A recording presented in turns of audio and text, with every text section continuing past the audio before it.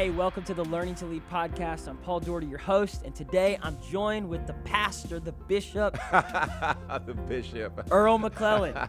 Earl, funny. tell everyone out there a little bit of your story, who you are, and just the journey that God's had you on really these last several years in starting your church and where it is today. Yeah, I can tell you I'm definitely not a bishop, but I love Nice. that. But I called you bishop when we first Returning the favor. Returning the favor. The best thing about me, without a doubt, is my beautiful wife. She is the most amazing woman I've ever met. Love her so much. We've been married 22 years now. Come on. Actually met at Oral Roberts University. Onika, right? Yeah, Onika. Onika. That's close Sorry, enough. Close I enough. was Close close. enough.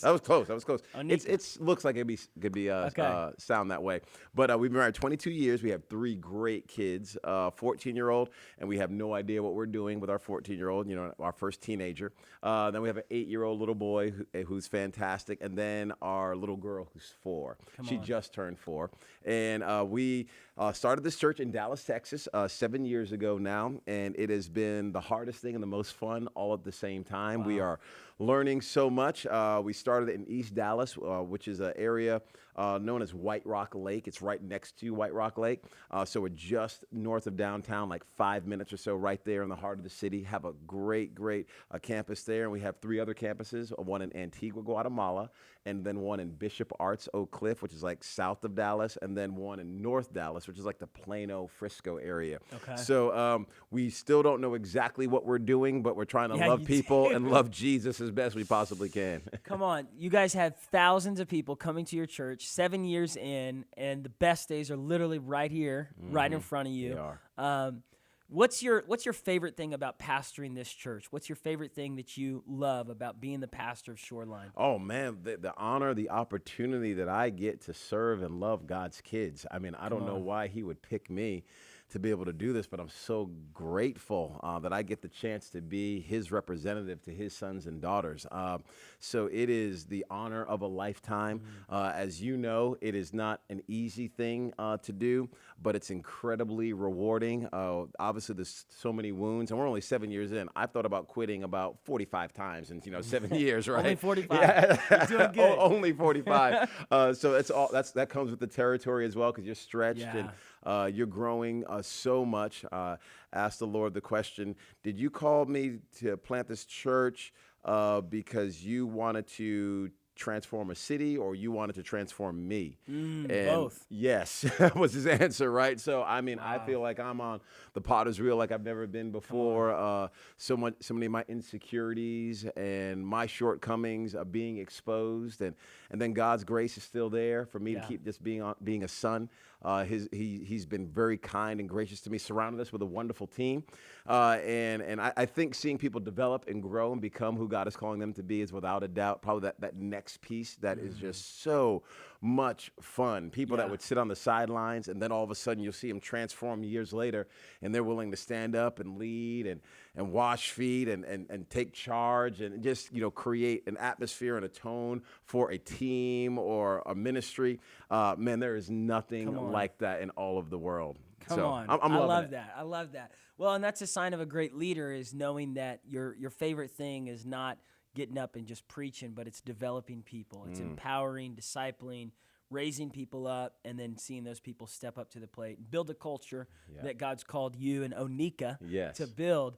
One thing that most people out there don't know is that you played basketball at Oral Roberts University 150 years ago. Right here in Tulsa, Oklahoma. I had a poster of your basketball team, you, Jay Henderson, Eric Perry. Wow. Some of these big-time basketball players at ORU. I used to show up to your games, and I would, wait after the game for a high five from you or from any of the players. Which means I'm old.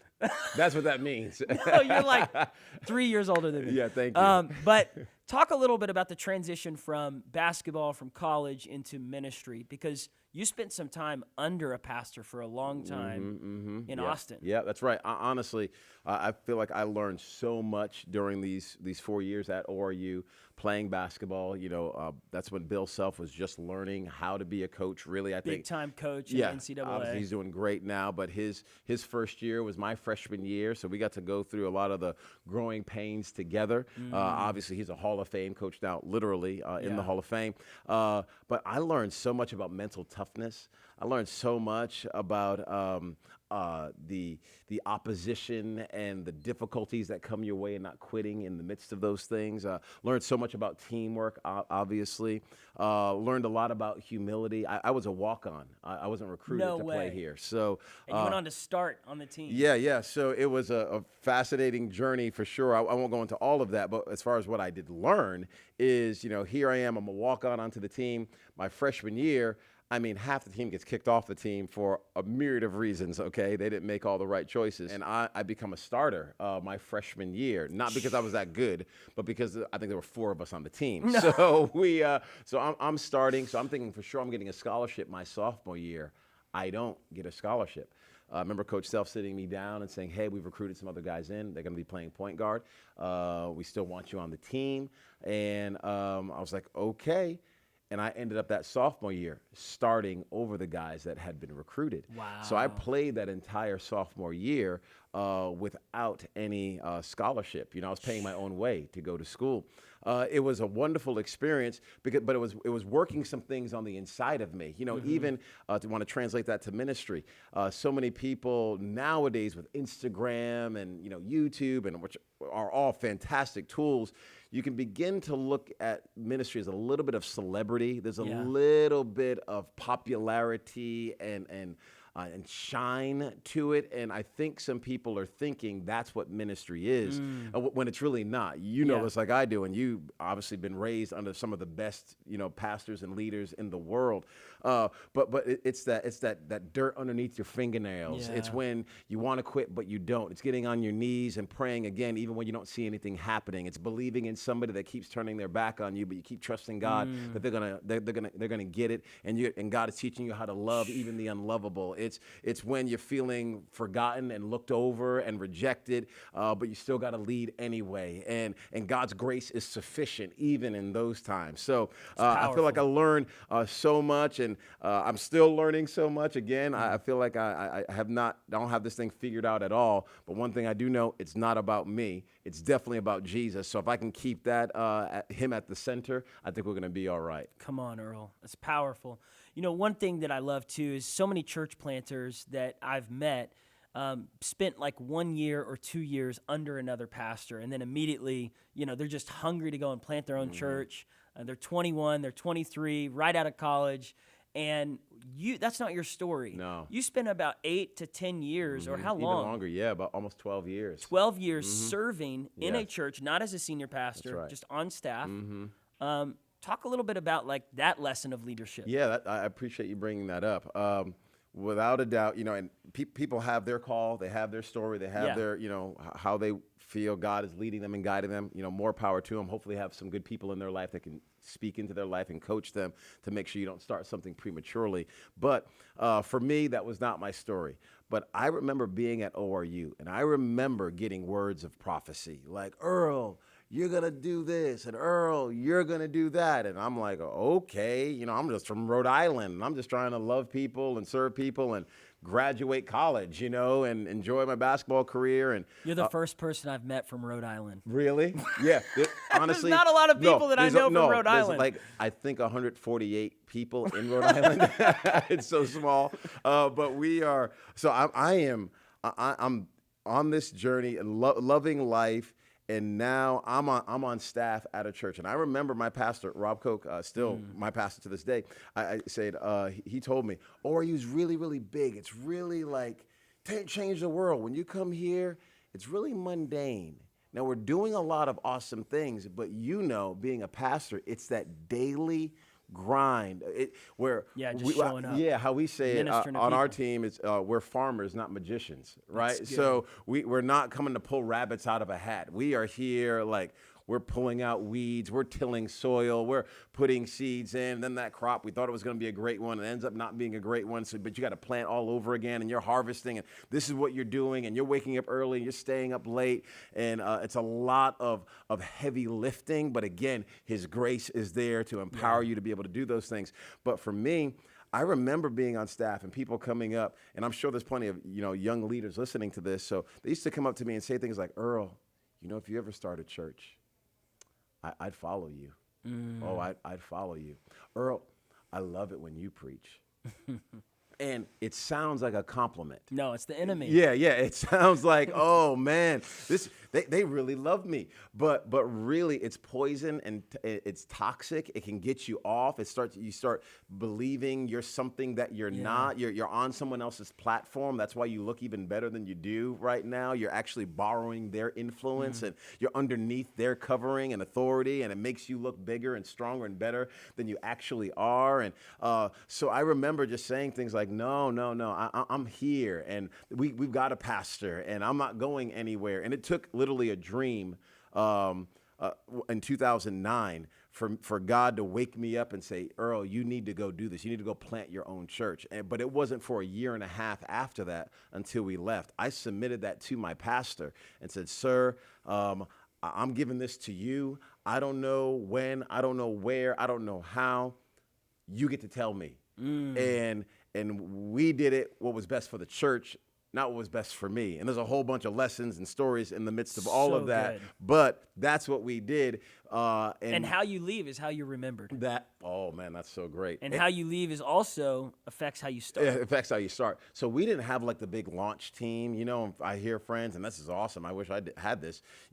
50, 75 people on a launch team. We didn't have that. We moved to Dallas. We didn't know hardly anyone at all. And our first person in Dallas that we met at the T-Mobile store. And we were like, hey, we're launching a church. And she's like, oh, I just moved here from Ohio. I'm looking for a church. And April is still with us, to this day. And she said she actually came to the church because our kids were well behaved. I don't know what kids she was looking at, but that's why she came, because they were in the store with us. And she's been on this journey with us for these 7 years.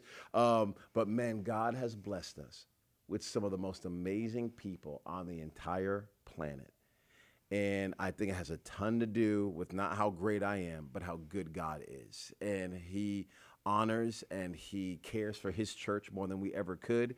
And with the team that's assembled, it's no wonder that I think big plans are in store. And we're just trying to keep on loving and serving people as best we can. You're doing an awesome job. You're kind to say that. Well, listen, we've got some time here. Those of you that are watching this, Earl is coming to preach for us at our church. Some of you are watching this months from now, maybe a year from now. But Earl, what do you feel like is something you could share with some of these people that are leaning in, they want to grow as a leader, and they're not sure what to do, what's next, and where they start, and how to grow and develop their leadership skills? What would you encourage them with? Well, that's a huge question. I appreciate you even asking it. Without a doubt, my favorite scripture is John chapter 3, verse 30. So for anyone that's watching this, I think that ought to be a message, not just for ministers, but for Christ followers, that ought to mark our lives, which is John the Baptist saying, I must decrease, and he must increase. And the he there is Jesus. And John the Baptist, if he was alive today, would have a bunch of Instagram followers. If he was alive today, a bunch of people would be liking his pictures. If he was alive today, he would have a bunch of YouTube, subscribers. If he was alive today, people would know his name without a shadow of a doubt. He was a rock star in his day.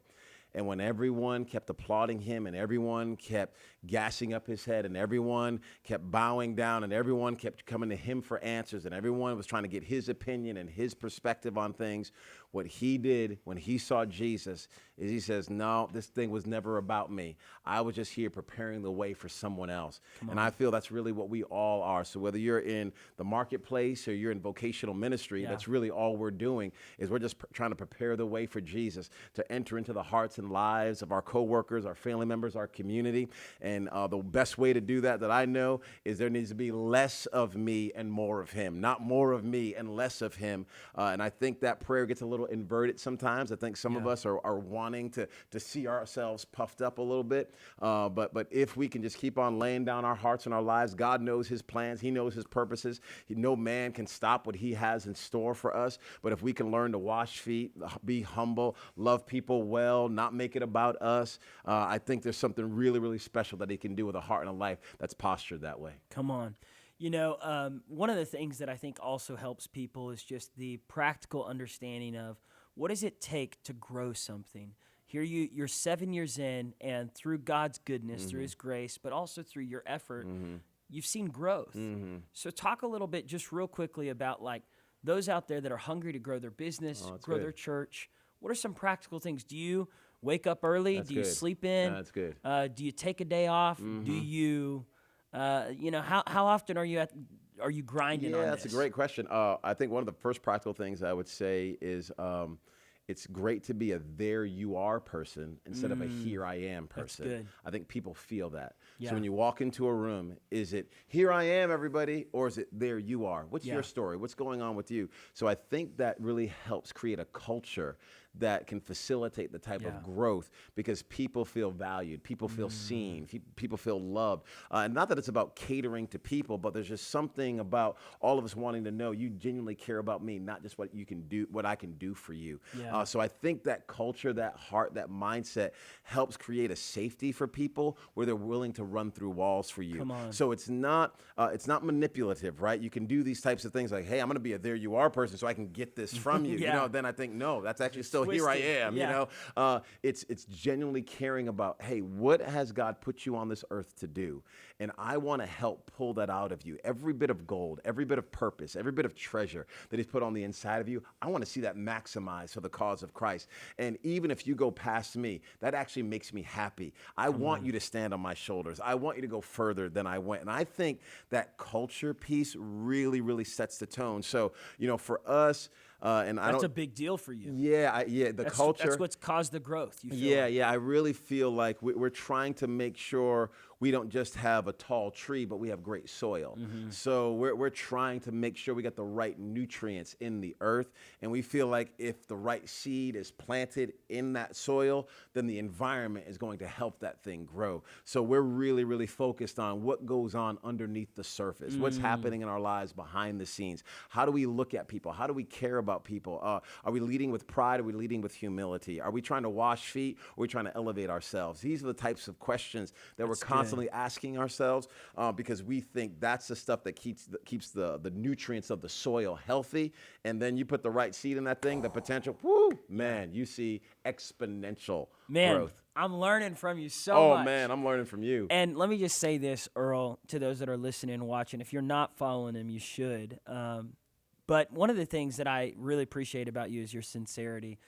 Ashley and I, we were at a pastor's gathering with you a month ago, and you were preaching that Wednesday night at that pastor's gathering at that large church that we were at. But you took the time to just sit down with Ashley and I and talk to us and listen to us. And, you know, everyone kind of had their friends and people they were connected with. Ashley and I, we were trying to get to know everyone. But you really lived out the there you are culture in that moment. Because Ashley and I, we were like talking, we were eating, taking a break from trying to get to know everyone, and everyone already knew each other, and you found us over there and just started talking to us. So I appreciate you. You really do live that out. And again, if you guys aren't listening to him, checking out what he's doing, go on Instagram. What's your how do they find you? You can find me, I guess it's just Earl McClellan. It's really easy. The name of our church is Shoreline City, and I'm not all that awesome. I mean, honestly, you're a better follow than me. My kids are pandemonium, so I definitely put a lot of them on there. That's good. But that's all we care about. That's all we care about. But I do want to say, man, thank you for those kind words. But you're doing awesome. Thank you. I mean, Earl. It's been phenomenal to see what God is doing in you and through you and Ashley. I mean, you guys are like, there's something special about y'all. So well, I'm like you. My wife is the better half. Yeah, she's the winner. Sure. The better 2/3. Yeah, she is. Well, guys, thank you so much for listening and watching. We'll have more episodes to come. God bless you. Much love.